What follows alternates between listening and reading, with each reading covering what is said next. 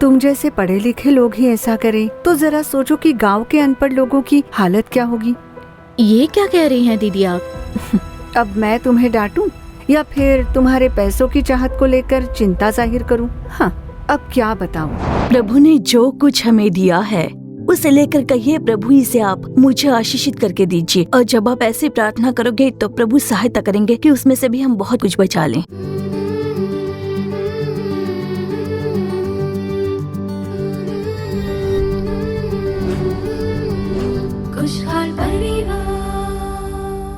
खुशहाल परिवार के हमारे प्यारे श्रोताओं को यीशु मसीह के नाम में हमारा प्रेम भरा अभिवादन। इस खुशहाल परिवार कार्यक्रम के द्वारा आपसे मिलकर हमें बहुत ही खुशी हो रही है। परिवार में परमेश्वर का आशीष बने रहने के लिए प्रभु परमेश्वर खुद इस कार्यक्रम का आयोजन करते हुए हर एक हफ्ते अलग अलग मार्गदर्शन देकर चला रहे हैं। आज के दिन पैसों का घपला इस शीर्षक पर हम कार्यक्रम देखने वाले हैं।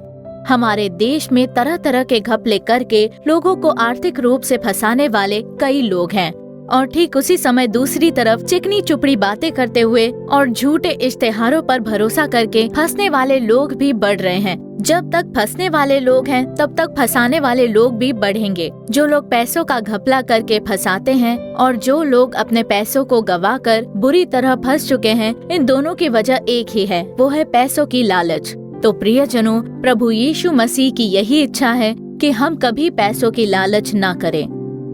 हमारी कमाई को आशीष देकर जरूरतों को पूरी करके हमारा मार्गदर्शन करने वाले प्रभु हमारे संग ही हैं। तो हमारे आशीष से खुश रहकर हमें प्रभु पर निर्भर रहना चाहिए। अब आइए देखते हैं ज्योति बहन कार्यक्रम खुशहाल परिवार।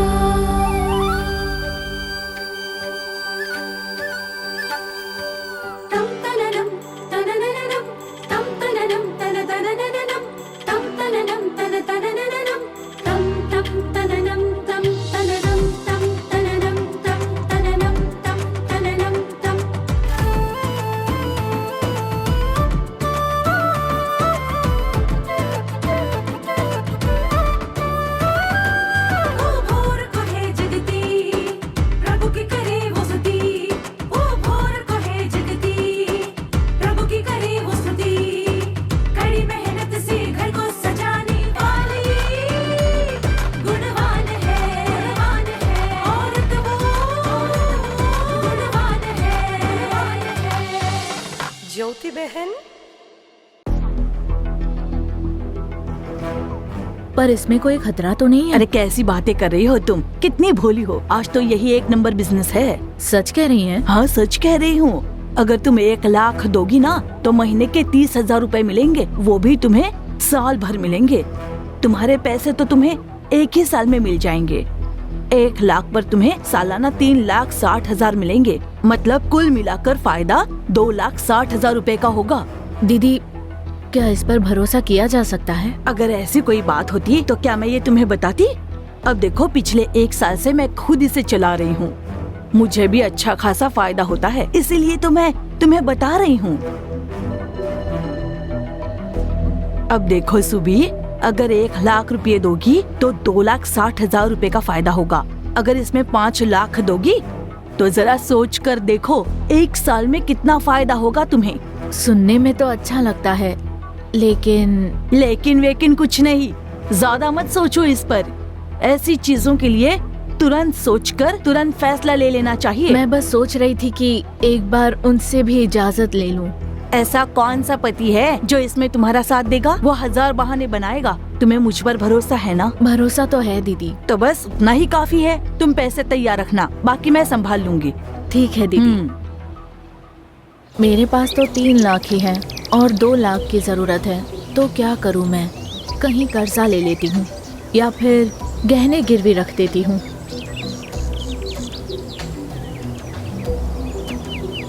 कुछ समझ में नहीं आ रहा है कि क्या करूं।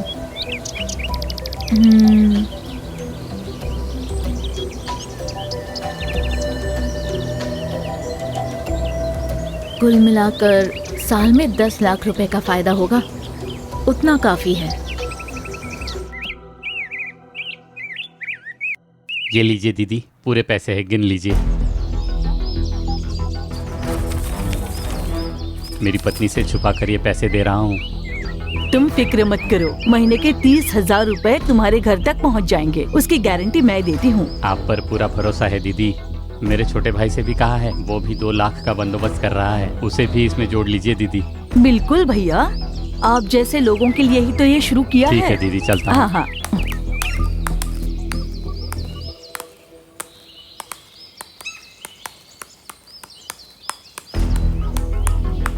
अरे क्या हुआ, तुम जल्दी से पैसे दोगी तभी तो जल्दी मुनाफा मिलेगा।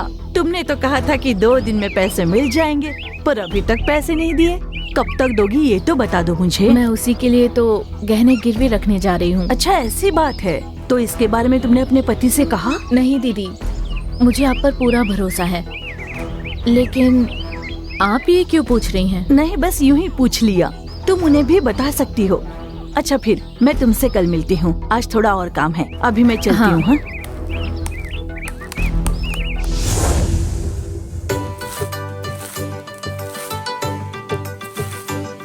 दीदी, हाँ, अरे सुबी, आओ आओ। आज कैसे आना हुआ यहाँ? मैं यहीं पास में आई थी, अपने गहने गिरवी रखने आई थी, पर दुकान बंद थी और आपका घर ही नजदीक था तो सोचा कि आपसे आकर मिल लूं। बस थोड़ी देर में शायद खुल जाए, तब अपना काम कर लूंगी। अच्छा, आ जाओ, अंदर आकर बैठो।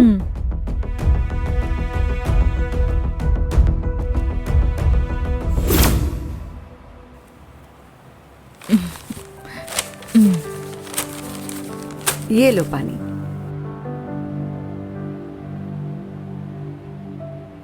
क्या हुआ सुबी, तुम्हें कुछ जल्दबाजी लग रही है? नहीं तो गहने गिरवी रखने की क्या जरूरत? कोई जल्दबाजी तो नहीं है, पर बस यूं ही। मैं कुछ समझी नहीं। दीदी, मेरे पहचान की एक बहन जी आई थी।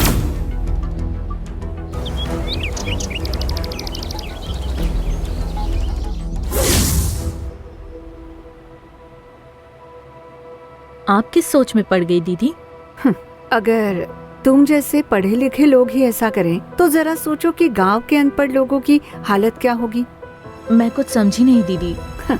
अब मैं तुम्हें डांटूं या फिर तुम्हारे पैसों की चाहत को लेकर चिंता जाहिर करूं? अब क्या बताऊं? तुम ये जो कर रही हो, क्या तुम्हारे पति जानते हैं? उन्हें नहीं पता। तो ये तो बहुत गलत बात है। अच्छा, क्या सोचकर तुमने 5 लाख रुपए देने की बात कही? मुझे उस बहन जी पर भरोसा है दीदी, वो भी ये बिजनेस काफी समय से कर रही हैं, उन्हें भी काफी मुनाफा हो रहा है दीदी। तुम्हें कैसे पता? क्या देखा तुमने? तो तुमने आंखों पर पट्टी बांधकर कैसे उन पर भरोसा कर लिया? अगर उन्होंने पैसे लेकर तुम्हें धोखा दे दिया तो तुम क्या करोगी बताओ? दीदी, मैं तो बस यूं ही पूछ रही थी, पर मान लो अगर ऐसा हुआ तो तुम क्या करोगी? तब क्या जवाब दोगी अपने पति को? बाइबल में भी लिखा है ना कि रुपए का लोभ सब प्रकार की बुराइयों की जड़ है, और तुम्हारे पैसे का लोभ तुम्हें किसी बड़ी समस्या में भी धकेल सकता है। अब जैसे तुमने कहा था कि 1 लाख देने पर सालाना 3 लाख से ज्यादा का मुनाफा होगा, अगर वैसा मिलता है तो क्या तुम्हें लगता है कि वो ईमानदारी का पैसा होगा? क्या वैसी एक कमाई परमेश्वर स्वीकार करेंगे? हाँ, अब सिर्फ लोगों को लालच दिखाकर अपने जाल में फंसाने का ही काम रह गया है दुष्ट शैतान का, और उसके लिए वो लोगों का ही इस्तेमाल करता है। तुमने टीवी या पेपर में भी तो इसके बारे में पढ़ा होगा। कितने सारे लोग ऐसे ही पैसे गवाकर धोखा खाकर प्रभावित होकर भटक रहे हैं। क्यों? कितने लोग तो आत्महत्या भी कर लेते हैं। आज तो ये बहुत मामूली बात बन चुकी है। कई लाख रुपए लूटकर आसानी से बच निकलते हैं कई लोग। हाँ, ये तो तुम अच्छी तरह जानती हो, लेकिन फिर भी पैसे के लालच ने तुम्हारी आंखें बंद कर दी। ये तो अच्छा हुआ कि तुमने गहने गिरवी नहीं रखे और उसे पैसे भी नहीं दिए। सुबी, ऐसा कोई नहीं है जो मिले हुए पैसों से ज्यादा पैसे लौटाकर दे सकता है। अगर कोई ऐसा करे तो वो कोई फ्रॉड ही कर सकता है। इस बात को कभी भूलना मत। दीदी, आपका बहुत बहुत शुक्रिया, नहीं तो मैं बहुत बुरी फंस जाती। पैसों के लालच ने मेरी आंखें बंद कर दी। आपका बहुत बहुत शुक्रिया।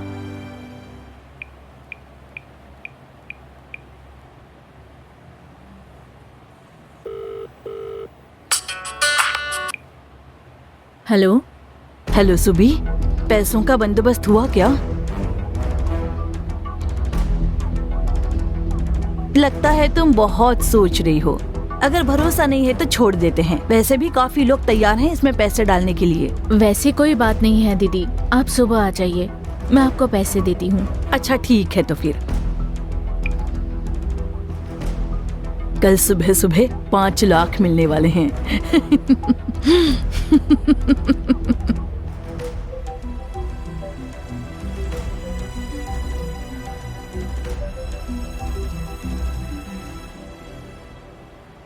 सुबी, आइए दीदी, बैठिए। अच्छा सुबी, पैसे तो तैयार है ना? तैयार है दीदी, रुकिए अभी लेकर आती हूँ।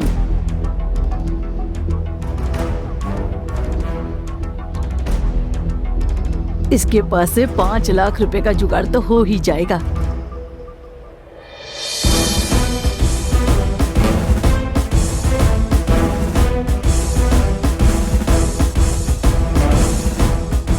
हमें कई दिनों से तुम्हारी तलाश थी। ए, तुमने आखिर मुझे पकड़वा ही दिया ना।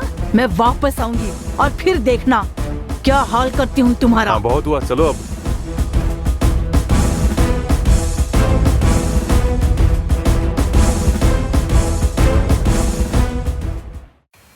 एक लेडी को अरेस्ट करने के लिए लेडी कांस्टेबल का होना जरूरी है, अरे पता हाँ, नहीं हमें है मत क्या? सिखाओ, चलो गाड़ी में।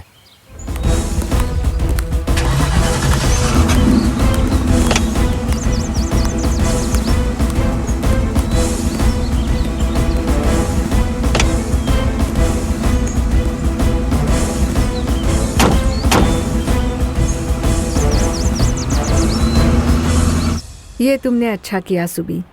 हाँ दीदी, मेरे जैसे कितने सारे लोग यही सोच रखते होंगे। उनका नुकसान नहीं होना चाहिए दीदी, इसीलिए मैंने पुलिस को कॉल करके बुला लिया।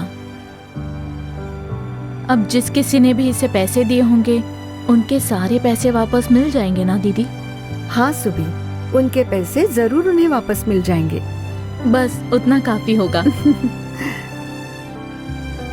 खुशहाल परिवार। आपने ज्योति बहन कार्यक्रम देखा? पैसों का लोभ कितना खतरनाक है ये आपने जान लिया होगा। अब आगे बहन चलना रानी अप्पादुरई आपके और आपके परिवार के लिए प्रभु का संदेश देकर प्रार्थना करने के लिए तैयार हैं। प्रार्थना के साथ प्रभु का संदेश सुनिए और प्रभु का आशीष प्राप्त कर लीजिए।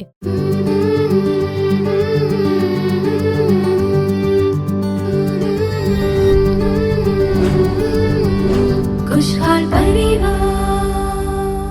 प्रभु यीशु मसीह के महान नाम में आप सभी को हमारा प्रेम भरा अभिवादन। इस खुशहाल परिवार कार्यक्रम के द्वारा आप लोगों से मिलकर मुझे बहुत खुशी हो रही है। मैं प्रभु की स्तुति करती हूँ, धन्यवाद देती हूँ। हम जहाँ भी जाते हैं लोग आकर कहते हैं कि इस खुशहाल परिवार कार्यक्रम द्वारा प्रभु परमेश्वर ने हमारे परिवार को आशीष दी है और इससे हमारे जीवन में बहुत बदलाव हुआ है। इन गवाहियों को सुनकर परमेश्वर प्रभु की स्तुति करते हैं हम लोग। लगातार खुशहाल परिवार कार्यक्रम देखिए और आपकी जानकारी को भी इसके बारे में आप बताइए। हमारी विनती है कि औरों को भी इससे जोड़ें। देखिए, अब कुछ 2 महीने पहले एक बहन जी मुझसे मिलने के लिए आई हुई थी। तब उस बहन जी ने मुझसे कहा कि बहन जी, मैं बहुत ही दुखी अवस्था में आई हूँ, बहुत ही उदास हूँ मैं। ऐसा कहकर उन्होंने कुछ बताया कि कुछ सालों के पहले वो था साल 2020 का और जनवरी का महीना था। मेरी एक बहुत ही अच्छी मित्र है जिन्हें मैं अच्छी तरह से जानती थी। उन्होंने आकर मुझसे कहा कि आप मुझे 2 लाख रुपए दीजिए और मैं उससे दिसंबर 2021 को 4 लाख रुपए बनाकर आपको लौटा दूंगी। आपके लिए वो लाभदायक रहेगा। ऐसा उन्होंने अपनी उस मित्र को समझाया। अब जो बहन जी ये कह रही थी वो एक रिटायर्ड टीचर थी। उन्होंने बताया कि उस समय मैं रिटायर्ड ही हुई थी, इसलिए मेरे हाथों में कुछ पैसे थे। मेरे घर में किसी को नहीं पता।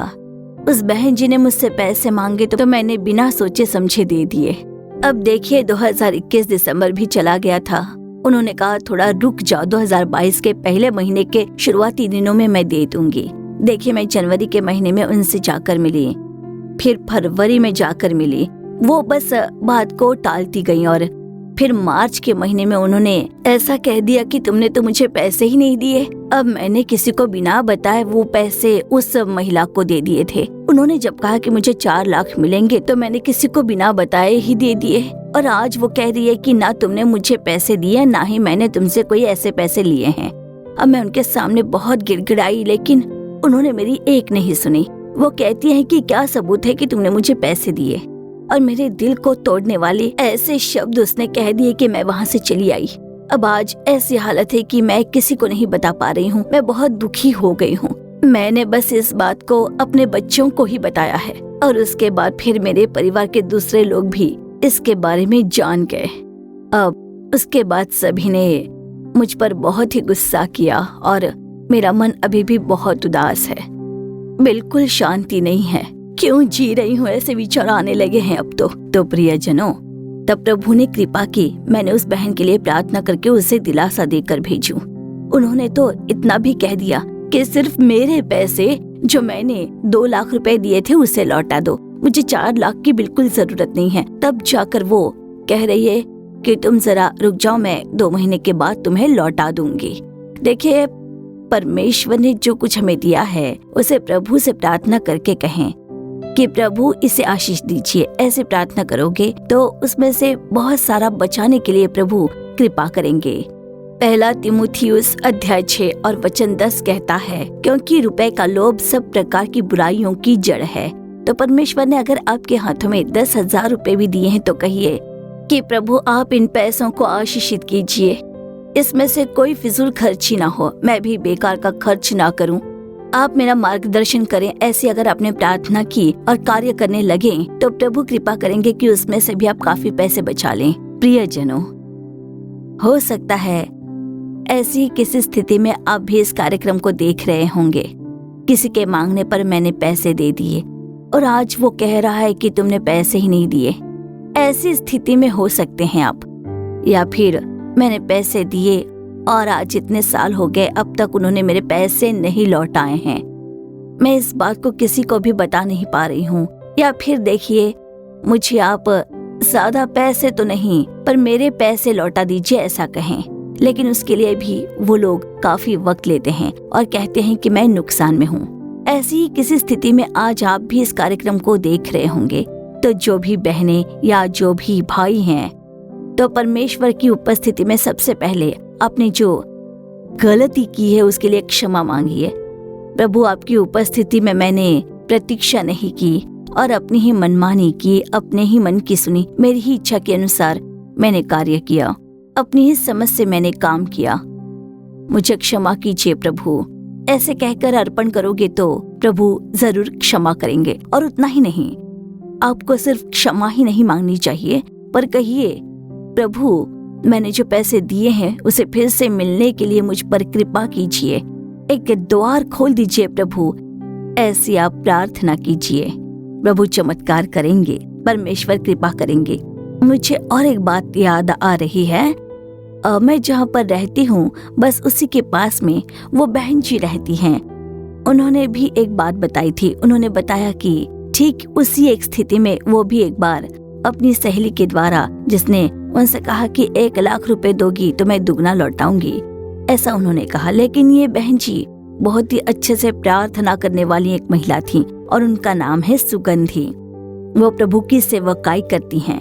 उस बहन जी ने कहा कि जैसे ही मेरे मित्र ने मुझसे पैसे मांगे तो मैंने प्रभु से प्रार्थना की। वह सेवकाई करती हैं, चाहे कोई भी कार्य क्यों ना हो, छोटे से छोटा कार्य ही क्यों ना हो, प्रभु की उपस्थिति में प्रार्थना करके प्रभु की सलाह पाकर काम करने वाली बहन है वो। तो उन्होंने प्रभु से प्रार्थना की, प्रभु आपने ये 1 लाख रुपए दिए हैं और बहन जी कह रही हैं कि मैं इसे दुगना लौटाऊंगी। 1 साल में इसे दुगना करने जा रही है वो। क्या मैं इस कार्य से जुड़ जाऊं? ऐसी जब उन्होंने प्रार्थना की तो परमेश्वर ने बढ़िया रूप से उन्हें जवाब दिया कि वो गलत है। तुमसे पैसे लेकर, जिसने कहा कि तुमसे 1 लाख रुपए लेकर मैं दुगना करूंगी, उसे बदलने के लिए मैं तुम्हारा उपयोग करने जा रहा हूँ। ऐसा कहते हुए सुगंधी बहन को परमेश्वर ने कहा। उन्होंने फिर प्रतीक्षा के साथ प्रार्थना की। उस बहन जी को जाकर मैं कैसे कह सकती हूँ कि वो तो मुझसे बहुत ही बड़ी हैं। तो परमेश्वर की उपस्थिति में मैं वैसे एक बल को प्राप्त किया, समझ को प्राप्त की। उन्होंने जब प्रार्थना की तो परमेश्वर ने साफ साफ उनसे बात की कि तुम डरो मत, मैं उनसे बात करने के लिए तुम्हें शब्द दूंगा। बस उनसे इतना कहना कि कई लोगों से पैसे लेकर उन्हें धोखा देना, कई लोग जिसके कारण आंसू में पड़े हैं, वो उनके परिवार के लिए आशीष नहीं है। उससे बस इतना कहना, ऐसा सुगंधी बहन ने परमेश्वर से कहा। तब बहन सुगंधी प्रभु से प्रार्थना करके एक नया बल पाकर परमेश्वर की सलाह प्राप्त करके वो गईं। जिन्होंने पैसे दुगने करने के लिए उनसे पैसे मांगे थे, उनसे जाकर बात की कि आप बिल्कुल गलत कर रही हैं, बहुत लोगों को इससे धोखा मिला है, बहुत लोग रो रहे हैं, आपने जैसे वादा किया बहुत लोगों को आपने पैसे नहीं दिए, पर उन्होंने बात नहीं मानी। तब बहन सुगंधी ने उनसे कहा कि परमेश्वर की उपस्थिति में मैंने आपके लिए प्रार्थना की है। प्रभु ने साफ साफ कह दिया है कि औरों के पैसे लेकर धोखा देना बुरी बात है, ऐसे लोगों को फंसाना गलत है, तो तुम जाकर उनसे ये बात बताना, ऐसा प्रभु ने कहा। इसलिए मैं आपको ये बता रही हूँ, प्रभु से सलाह पाकर ही मैं आपसे बात कर रही हूँ। तो आप ऐसा बिल्कुल मत कीजिए। अगर आप ऐसा ही करती रही तो आपके परिवार और आपकी अगली पीढ़ी के लिए आशीष नहीं बचेंगी। प्रभु ने मुझे बताया तो मैंने आपसे कह दिया। और वो वहाँ से लौट आई। उन्होंने फिर से उस बहन के लिए प्रार्थना की। देखिए, वो बहन जिन्होंने पैसे मांगे थे, वो लगभग 1-1.5 महीने के बाद बहन सुगंधी से मिलने आई और उन्होंने उनसे कहा कि आपके शब्द लगातार मुझसे बोल रहे थे कि अगर दूसरों के पैसे लेकर मैं धोखा देती हूँ तो वो आने वाली पीढ़ियों को भी प्रभावित करेंगी। इस बात ने मुझे बहुत ही प्रभावित किया और आज मैंने आखिरकार ये निर्णय लिया है कि आगे से ऐसे कार्य मैं नहीं करूँगी। मैंने इसे छोड़ देने का निर्णय ले लिया है। और उतना ही नहीं, मैंने जिस किसी से पैसे लिए हैं उन्हें उनके पैसे लौटाने का भी निर्णय लिया है। यही बताने आई हूँ मैं, और आप मेरे लिए प्रार्थना कीजिए, ऐसा उस बहन ने उनसे कहा। उस समय दोनों ने मिलकर प्रार्थना की और आज परमेश्वर की कृपा से उस बहन जी ने दूसरों से पैसे लेने का काम बंद कर दिया। उन्होंने पश्चाताप किया और लोगों से पैसे लेकर उसे दुगना करने वाले काम को पूरी तरह से छोड़ दिया है। प्रभु ने उस बहन के अंदर बहुत बड़ा बदलाव लाया है। तो मेरे प्रियजनों, हो सकता है आज आप भी उसी से प्रभावित होकर आज इस कार्यक्रम को देख रहे हो। प्रभु से प्रार्थना करो, कहिए प्रभु मैंने जो पैसे खो दिए हैं वो फिर से मिल जाएं, और वैसे काम करने वाले लोगों से आप बात करें प्रभु, उनमें एक बहुत बड़ा बदलाव लेकर आइए। ऐसी आप प्रार्थना करें तो प्रभु आपके पैसों को फिर से लौटाने में आपकी सहायता करेंगे। अब दूसरों की सलाह लेकर आप बिल्कुल भी कोई कार्य ना करें। प्रभु की बात सुनिए, प्रभु आपका मार्गदर्शन करेंगे। आपके द्वारा दूसरे जो ऐसा करते हैं उनका मन फिराने के लिए प्रभु सहायता करेंगे। तो उसके लिए आज हम प्रार्थना करेंगे। आइए चलिए प्रार्थना करते हैं, स्तुति करते हैं प्रभु, धन्यवाद के साथ स्तुति करते हैं। आपकी स्तुति स्तुति स्तुति हो। आज के दिन जिन लोगों ने पैसे देकर धोखा खाया है उन लोगों के लिए हम प्रार्थना करते हैं प्रभु। जो मन में वेदना के साथ इस समय आपसे प्रार्थना कर रहे हैं उनके लिए आपकी ओर देखकर प्रार्थना कर रहे हैं। आप दयालु परमेश्वर हैं प्रभु। इस समय अपनी ही समझ और अपनी ही इच्छा के अनुरूप काम करने वाले जो लोग बुरी तरह से प्रभावित हुए हैं उन लोगों को आपके हाथों में सौंपती हूँ। अर्पण के साथ प्रार्थना करने वाले हर एक को क्षमा करके आपकी दया के साथ उन्होंने जो पैसे खो दिए हैं उसे फिर से मिलने के लिए आप प्रभु कृपा कीजिए। और उतना ही नहीं, अपने जीवन में आगे भी वो किसी के द्वारा धोखा ना खाएं, वो निरंतर आपके मार्गदर्शन में रहे। ऐसे उन भाई और बहनों को आपके हाथों में सौंपती हूँ प्रभु। प्रभु आप इनका मार्गदर्शन कीजिए, रक्षा कीजिए, आपकी इच्छा के अनुसार इनका मार्गदर्शन कीजिए। आपके नाम की महिमा हो परमेश्वर। हो सकता है आज कई सारे इस कार्यक्रम को देख रहे हैं जो ऐसे ही काम में फंसे पड़े हैं, तो उनके साथ अब बात कीजिए, उनके मन में बात कीजिए। वो लोग समझ जाएं कि ये काम आपको बिल्कुल पसंद नहीं है। ऐसे कामों से दूर होकर आपके डर के साथ आपके नाम के महिमा हेतु आप उन पर कृपा कीजिए, ऐसी प्रार्थना करती हूँ। आपके उद्धार के मार्ग में चलने के लिए उन लोगों की सहायता कीजिए प्रभु। प्रभु आप ये प्रार्थना सुन रहे हो, इसके लिए आपकी स्तुति हो। उनके द्वारा आपके नाम की महिमा होने जा रही है, उसके लिए धन्यवाद प्रभु। आपने प्रार्थना सुन ली, उसके लिए धन्यवाद प्रभु। कई लोगों को आपने गवाह बनाया है, उसके लिए मन की गहराई से आपका धन्यवाद देती हूँ प्रभु। बस आप ही के नाम की महिमा होने दीजिए प्रभु। यीशु मसीह के नाम में प्रार्थना सुनिए पिता, आमीन। तो प्रियजनों, आज प्रभु ने आपकी प्रार्थना सुन ली है। प्रार्थना में बने रहिए, उनकी दया पाने के लिए प्रार्थना कीजिए। निश्चय ही आपके खोए हुए पैसे आपको फिर से मिलने के लिए प्रभु दरवाजा खोलेंगे। आप लोगों के द्वारा प्रभु के नाम की महिमा हो। आमीन। खुशहाल परिवार। प्रियजनों, आज का ये कार्यक्रम आपके लिए आशीष रहा होगा, ऐसा हमारा मानना है। आपके आशीष और भलाइयों के बारे में हमें जरूर बताइएगा। फिर अगले कार्यक्रम में आपसे दोबारा मुलाकात होगी। तब तक के लिए प्रभु की कृपा आपके संग बनी रहे। For further details and prayer support, contact Jesus Redeems Ministries, Nallumavadi, Tuticorin District, 628211. Our phone number 04435454545. Email info@jesusredeems.org. Our website www.jesusredeems.com. God bless you.